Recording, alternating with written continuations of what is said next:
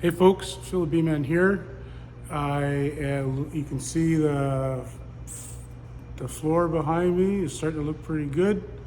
And although I've already made it dirty, it was really nice looking there for a couple of days. But now, before I put these extractors back, I thought, while everything's torn apart, let's change the bearings. So that's this morning's project. And so I've already got the bearing off the first one. If I remember, the hardest part of all this video stuff is remembering to turn the camera on. But I've got the bearing off, and that was a couple days ago. Found the replacements, went to the bearing shop. And of course, the first thing they ask you is, do you want a cheap bearing or a good one? And I said, I want the best bearing money can buy, plated in gold. And so here's the new one. How much do you think the absolute best bearing is? $44. How much is the cheapest knockoff, low quality? $37. I mean, come on, how would you not spend $5 on, or $7 a piece of mind? So here we are, and you get a feel for what a brand new, complete, so it doesn't like spin free like a fidget spinner. It's pre-greased, so there's a little bit of, but it's just smooth as silk. The ones that came out, this one feels the same. The one off the other end has already opened up a little bit, and it's got a little hesitancy to it. I got to put a little bit more power on it, and you know, it might have lasted for years, but yeah, you can hear a little bit of noise out of that. So I'm glad I chose to.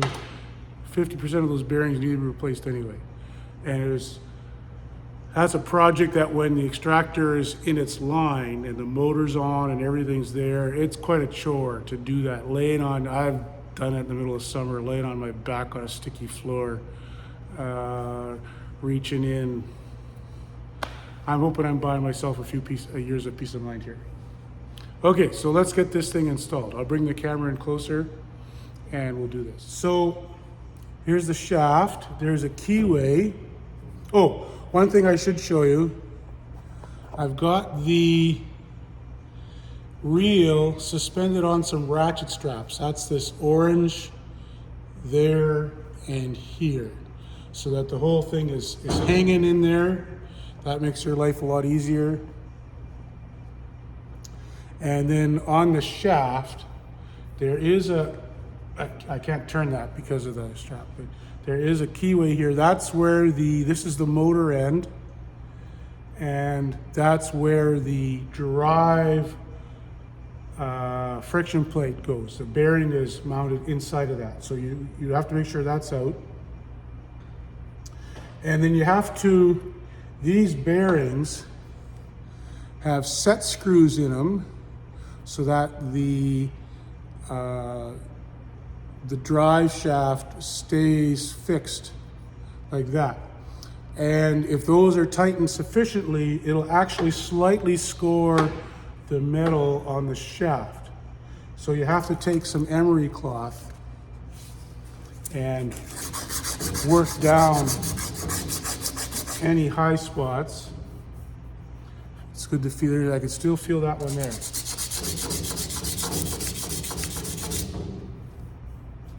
That's better.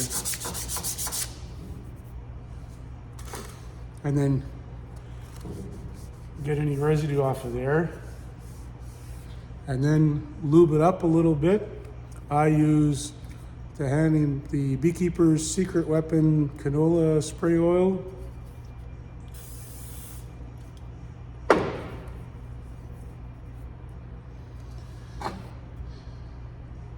And then my bearing mounted in, those bearings mount in these blocks.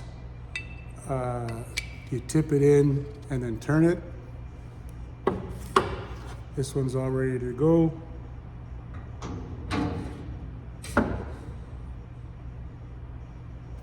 And it should slide in just like that. If you have to force it, you didn't clean the shaft enough. And then I'll let it sit down and we'll go do the other side. Okay, second bearing. Just a slight bit of roughness there.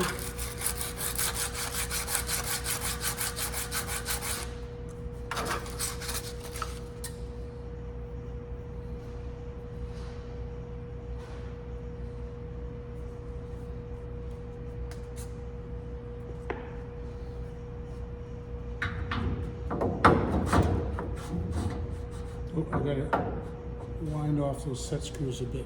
Okay, I loosened off the set screws. Just a little bit of slipperiness to the whole thing. Oh, just like that.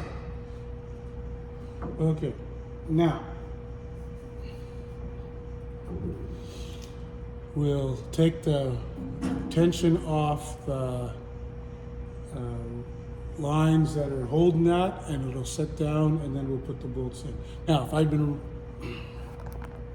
really smart, I would have only done one at a time, because then the position of the reel would have possibly not been lost. But the next step will be to make sure I have this thing dead set exactly in the middle. Even before I bolted down, I couldn't resist giving it a spin. Those are pretty nice bearings. See how long it takes it to quit. Place your bets now, folks. Ding.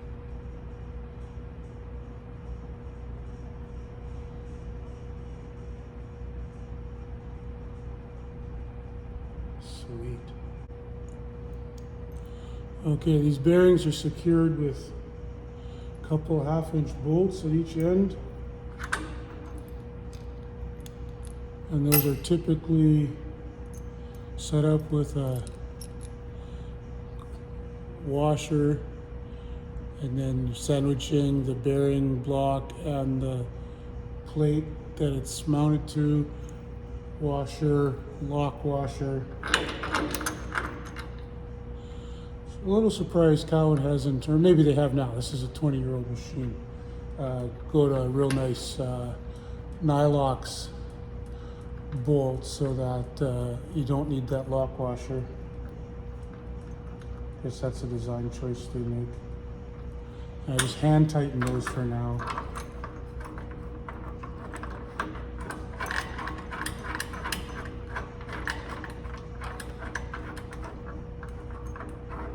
Once I get it lined up both sides, I'll tighten them, then I'll set the reel on the extractor. Okay, so I got a helper here. We're gonna measure from the reel to the wall to make sure that this is in the middle. So my measurement, 2 inches. Oh, yep, oh, no, slightly more on this side. 2 inches, and you? This 2 inches, this 1 inch and 3/4. 1 3/4. Okay, so this whole thing is sitting. We should check this one too. 9 5/8. 9 and 5/8 and 1. Yeah, we would normally have done this in metric, but we couldn't find 2 metric tape measures.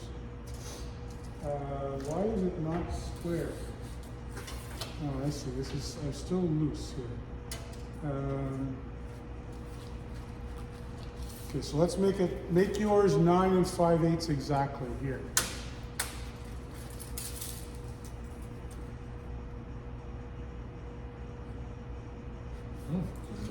Yeah, yeah. Oh, Yes. We have to make it correct before we tighten it. okay. Okay, now I'm 9.5. There. Ooh. Well, Okay, you still 9 5/8? yeah. Okay, now check 2 and 2 1/8. Uh-huh. Yeah, we could be. So you are how much here? 1 and 3/4 and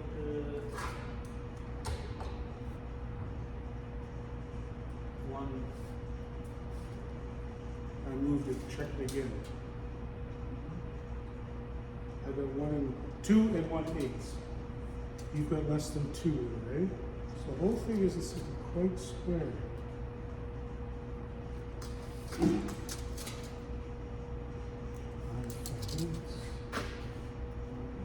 Oh, okay, understood. So 1 and 1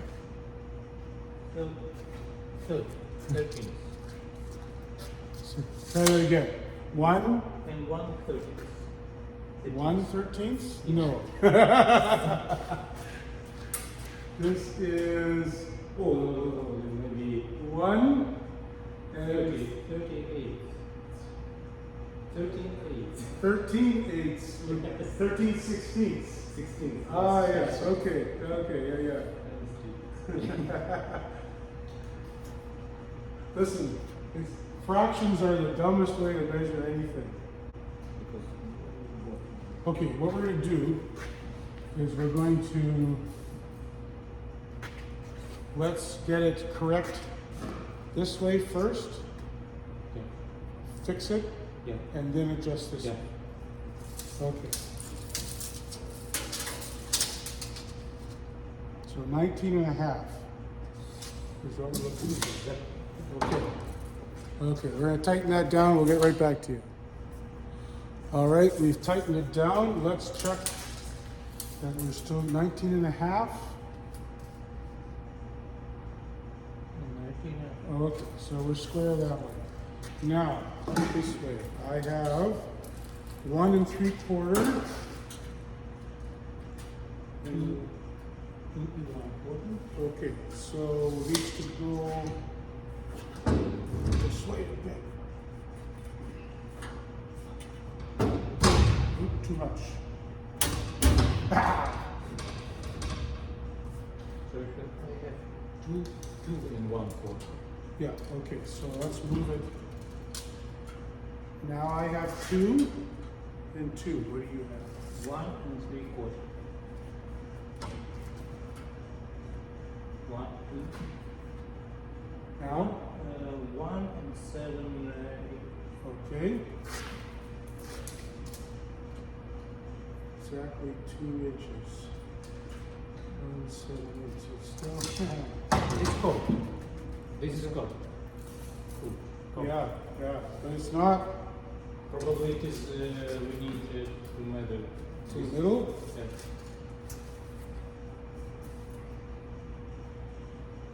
Okay, that is for me 2 1/4. 2 1/2. So we need to move it 1/8 your way. Now?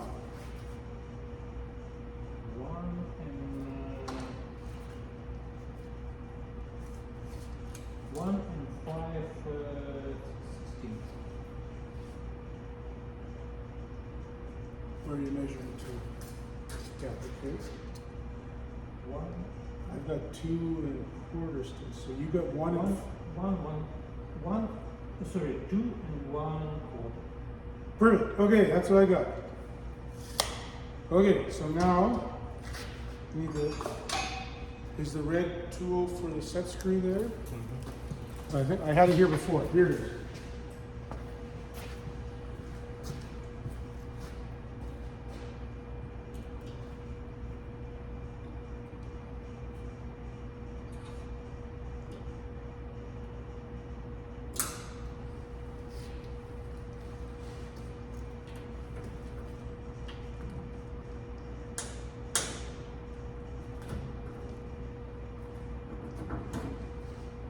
Turn it till it's on top.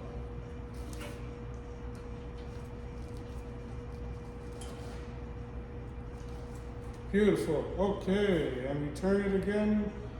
Just because you guys are watching that so much. Good.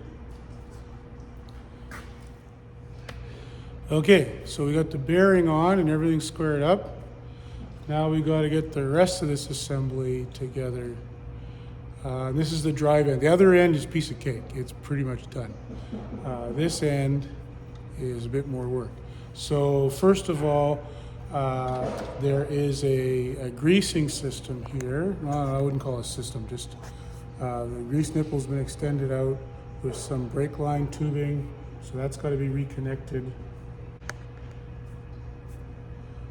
Okay, it's 1/2 inch wrench on there, we'll turn that down. And then it's just a compression fitting. Put that in like that. Okay, and then we put the drive on. So here's the keyway. I haven't even taken it out of the vice grip that it was pulled with. And it should go right back in its groove, just like that. And then the drive, and this is a key component of the system. Is it's a friction drive. So this is the friction plate. You gotta make sure that the flat side is out.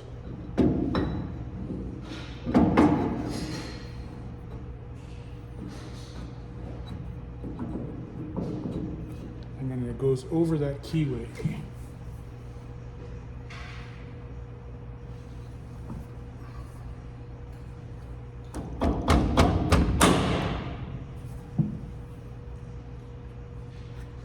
And I'm not sure if you're supposed to, but I always put it right again. The bearing has this extended shaft, and I always put that plate right against the bearing. And then it has some sets that need to be tightened. And that is, I think, probably 3/8, which I don't have on me. Okay, now I'm not sure if I'm the last one to ever pick up on this, but a extension from a 3/8 ratchet set is just perfect to reach in behind there, sit on top of those set screw bolts, and then you just tighten that with a wrench. That's way easier than trying to get your wrench in there.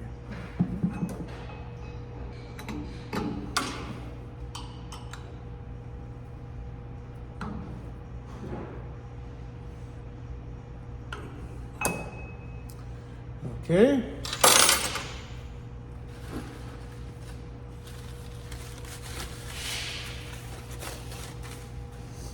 And then the friction plate is 2 pieces. One piece is the ceramic, it's almost like a grinder disc, but it doesn't have friction or plates in that. And then aluminum pulley with a bushing on there. That should get a little bit of grease applied to it as it goes on. I should have had that ready.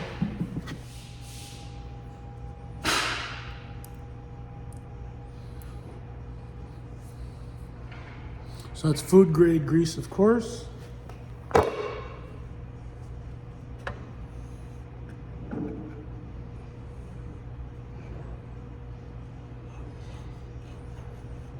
Okay, so the way this works is the motor spins that pulley, and the friction against that plate there is what gradually speeds up the extractor.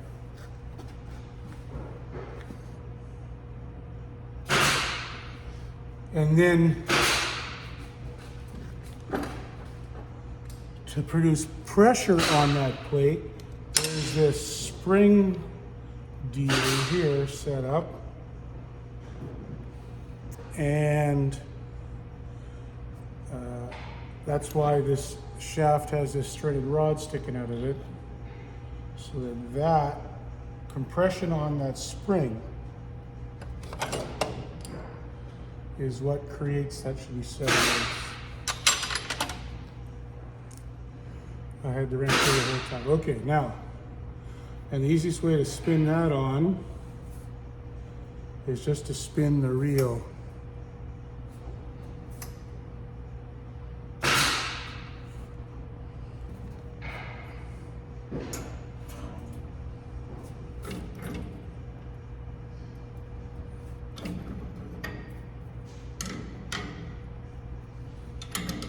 And this nut, it needs to be one that has some resistance to being turned off. So it's, I forget, they're called king nuts or something.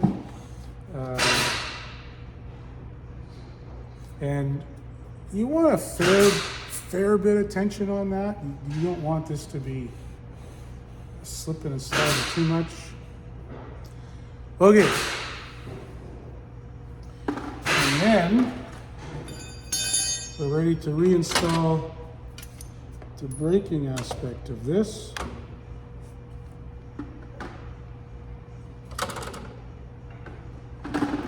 So the brake, it looks fancy, but this is just a piece of metal with some brake material glued to it, and then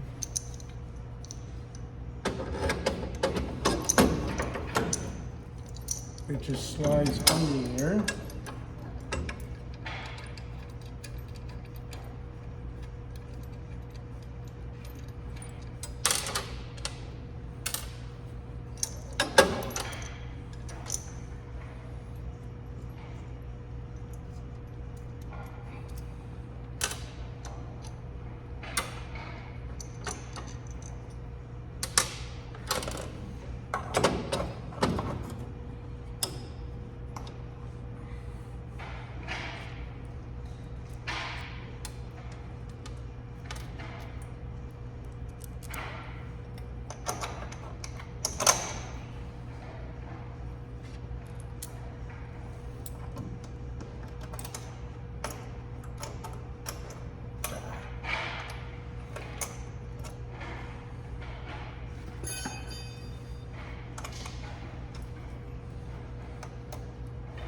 This is where having thinner fingers would be a good thing. There we go.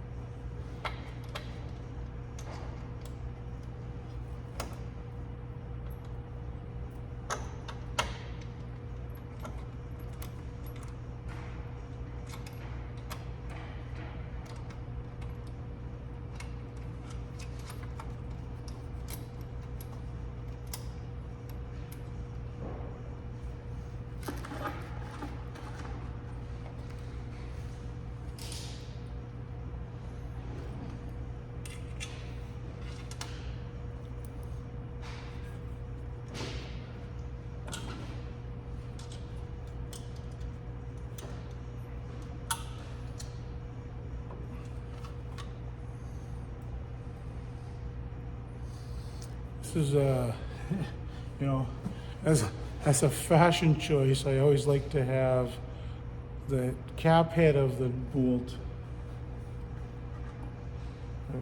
I always think it looks better to have any part that's visible to be the cap head and the nut underneath hidden.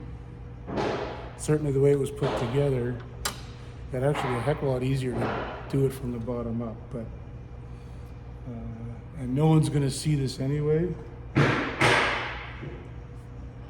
So what are we doing? We might ask ourselves, but it's the price of pride, I guess.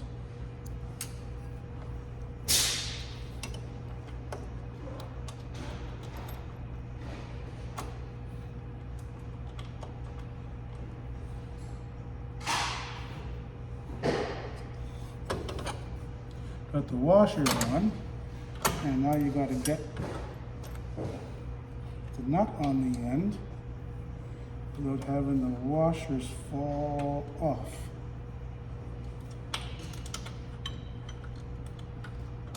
So it'd be nice if there's room for 3 fingers in there, but there's only room for, I think we got it.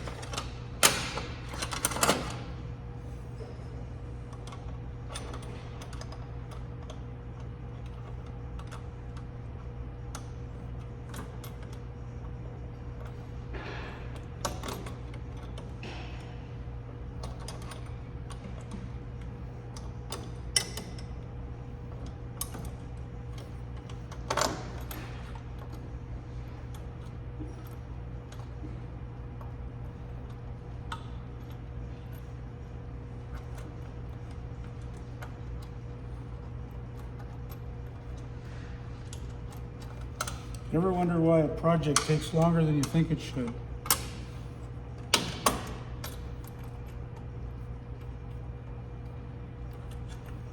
Because nothing's ever as easy as you wish. Okay, I got that threaded on there. Now I'd want to have this centered nicely on that, so it's going to be fairly deep.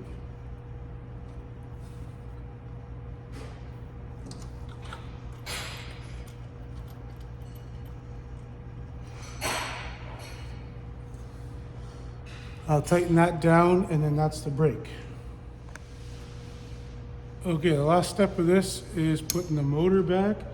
You wouldn't have to remove the motor to do the bearing. All of this, the pulley arrangement has to come off, which means you'd have to at least loosen the motor.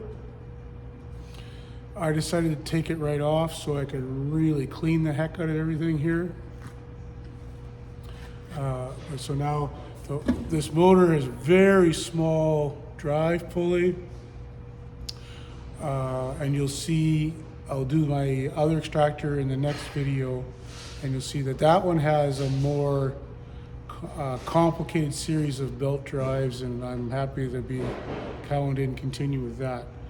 And when I was talking to Nate at Cowen, he said as everyone gradually transitioned to the plastic foundations, they could move to a faster total speed and a faster starting system, so the combination belt drive was no longer necessary. So but still quite a reduction from that small pulley. That very small pulley also slightly increases the chance of burning a belt out. It's gonna, if it starts to slip, it's gonna be on a very small area of friction, and so, you know, mark your, mine is A25. I've written that down in a place where they'll never be lost, so that if we do, and I really should have, maybe this is a project for a better day, but I should have a hook on a wall with the belt name for what piece of equipment it is, and that should always have a spare belt on it for every piece of essential machinery. But as it is, I'll remember to get a couple in stock. Okay, so we have to just hook that into the belt drive. And then there's slots cut into this plate that allow that motor to move so that we create the right amount of tension.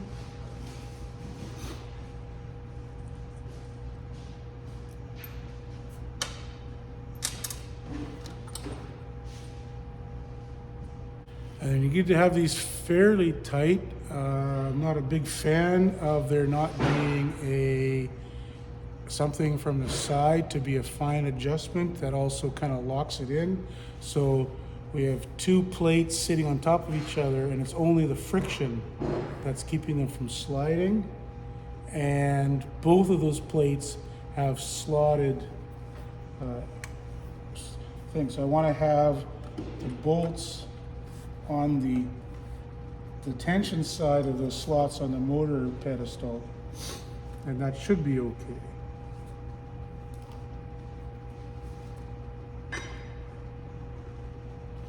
Everybody wear Let's go, here we are.